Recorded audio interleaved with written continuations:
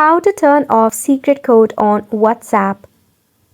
Hey there, welcome back to the channel, and let's get right into this tutorial. To turn off the secret code on your WhatsApp, head over and launch your WhatsApp app. Now in here, if you have not logged in or connected with an account, make sure to do so. To turn off the secret code, you actually need to access to your logged chat. In order to do so, just swipe down a little, then lock chat will be displayed at top. Click on the option, then verify via PIN or biometric code. Now to turn off the secret code, tap on the three dot icon that is in your top right corner and click on Chat Lock Settings.